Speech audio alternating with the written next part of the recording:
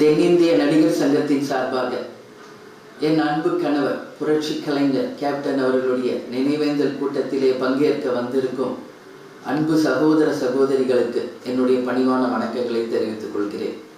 Captain அவர்கள் மதுரையில் பிறந்து தன்னுடைய தொழிலாகிய ரைஸ் மில் ஆலையில் தன்னுடைய தொழிலை தொடங்கி 1978 சென்னையிலே கலைத்துறையில் தன் கால்களை பதித்து தன்னுடைய நற்குணங்களாலும் கடின உழைப்பாலும் விடா முயற்சியாலும் எத்தனையோ வெற்றிகளை தோல்விகளை சவால்களை எதிர்நீச்சல் போட்டு வெற்றி பெற்று தன்னுடைய நற்குணங்களாலும் அனைவருக்கும் உதவும் அந்த நற்பண்புகளாலும் அனைவரையும் சமமாக கருதும் அந்த நல் எண்ணத்தாலும் அனைவரிடத்திலும் ஒரு நண்பராக குடும்ப உறுப்பினராக அவர்கள் உள்ளத்தில் நீங்கா இடத்தை பெற்றிருக்கிறார்.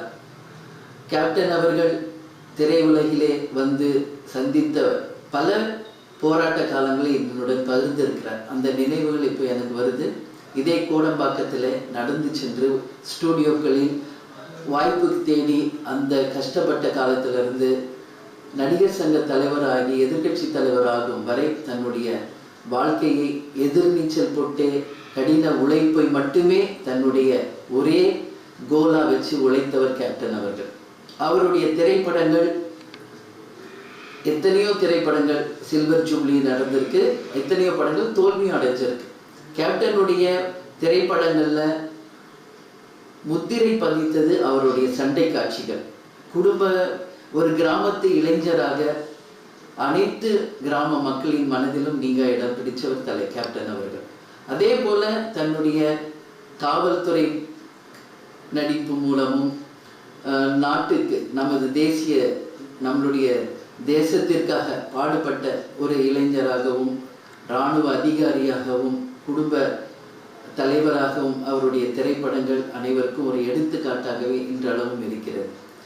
ஒரு திரைப்படத்தின் மூலமாக ஒரு நல்ல கருத்துக்களை மக்களிடம் நாம் கொண்டு செல்ல வேண்டும் என்பதில் கேப்டன் அவர்கள் எப்பொழுதுமே உறுதியாக இருந்தார். அது மட்டும் இல்லாமல் தான் வாழ்ந்த காலம் தன்னால் முடிந்த உதவியை எல்லோருக்கும் செய்யணும், எல்லோரையும் சமமாக மதிக்க வேண்டும், அனைவருக்கும் சமமான உணவு சமமான ஒரு வாழ்க்கை இருக்கணும் அப்படின்னு சொல்லி நிச்சயமாக உறுதியாக இருந்தவர் கேப்டன் அவர்கள்.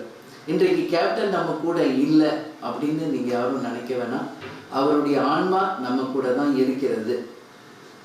கேப்டனுடைய இறுதி பயணத்திலே நேரடியாக வந்து பங்கேற்ற அனைவருக்கும் என்னுடைய நன்றிகளை இந்த நேரத்தில் தெரிவிச்சுக்கிறேன். அதற்கு பிறகு பல்வேறு காரணங்களால் அந்த நிகழ்வுக்கு வர முடியாதவர்கள் அதற்கு பிறகு வந்து கேப்டனையும் வீட்டுக்கு வந்து அஞ்சலி செலுத்தியவர்களுக்கும் இந்த நேரத்தில் என் நன்றிகளை தெரிவிச்சுக்கிறேன். ஏதோ ஒரு சூழ்நிலை காரணமாக அவருடைய இறுதி பயணத்திலே பங்கேற்க முடியாத ஒரு நிலை ஏற்பட்டு எந்த ஒரு சூழ்நிலையில் வந்து அவருக்கு பங்கேற்க முடியலே அப்படின்னு நீங்க எங்கேயோ இருந்தாலும் உங்கள் எண்ணம் நிச்சயம் கேப்டன் கிட்ட தான் இருந்திருக்கும் என்பதுல எந்த விதமான ஐயப்பாடும் எங்களுக்கு கிடையாது. அதனால கேப்டனுடைய இறுதி பயணத்திலே பங்கேற்ற எல்லோருக்கும் எங்கள் குடும்பத்தின் சார்பாகவும் நன்றிகளை நான் தெரிவிச்சுக்கிறேன். கேப்டன் அவர்கள்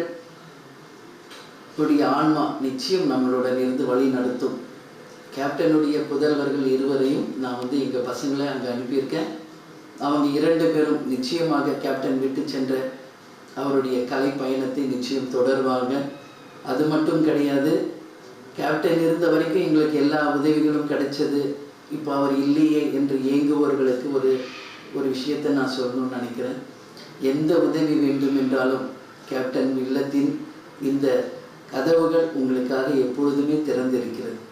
யார் வேணும்னாலும் வாங்க, எந்த உதவி வேணும்னாலும் கேளுங்க. எங்களால் முடிந்த உதவியை நிச்சயமாக உங்களுக்காக நாங்கள் செய்வோம் என்பதில் எந்தவித ஐயமும் யாருக்கும் வேண்டாம்.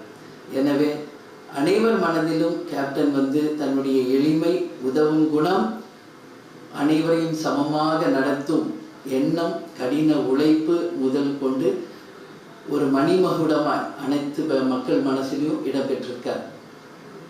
கேப்டனுடைய இறுதிக்காக அவருடைய மறைவை கேட்டு தன் வீட்டில் ஒரு நிகழ்வு நடந்தது போல ஒவ்வொரு தமிழர் வீட்டிலும் இந்த துக்கமான ஒரு நாளாக அந்த நாளை உலகத்தில் இருக்கும் அனைத்து தமிழர்களும் அந்த நாளில் எல்லோரும் நீங்கள் சோகத்தில் இருந்தீங்க என்பதை எனக்கு தெரியும். எனவே உலக தமிழர்களுக்கும் நமது தமிழர்களுக்கும் கேப்டனுடைய நினைவுகளை சுமந்திருக்கும் அனைவருக்குமே எங்கள் குடும்பம் சார்பாக கழகத்தின் சார்பாக என் நன்றிகளை தெரிவித்துக் கொள்கிறேன். தென்னிந்திய நடிகர் சங்கத்திற்கு ஒரே ஒரு வேண்டுகோள், தென்னிந்திய நடிகர் சங்கத்தின் கட்டிடம் வெகு விரைவில் கட்டி முடித்து அந்த நாள் தான் நிச்சயமாக கேப்டன் அவருடைய ஆன்மா உண்மையில் சந்தோஷப்படும். எனவே இது நாசர் சார் வீட்டுக்கு வந்தபோதும் விஷால் அவர்கள் வீட்டுக்கு வந்தப்போ நான் அவங்ககிட்டயே நேரடியாக இதை சொன்னேன். எனவே நடிகர் சங்க கட்டிடத்தை வெகு விரைவில் கட்டி முடிக்க வேண்டும் என்று உங்கள் அனைவரிடத்திலும் இந்த நேரத்தில் கேட்டுக்கொண்டு, கேப்டன் எப்பொழுதும் சொல்லுகின்ற அந்த 2 வாக்கியங்களை கூறி நான் உங்களிடமிருந்து விடைபெற இருக்கிறேன். தமிழன் என்று சொல்லடா, தலை நிமிர்ந்து நில்லடா, இயன்றதை செய்வோம் இல்லாதவர்க்கே என்று கூறி உங்களிடமிருந்து விடைபெறுகிறேன். நன்றி, வணக்கம்.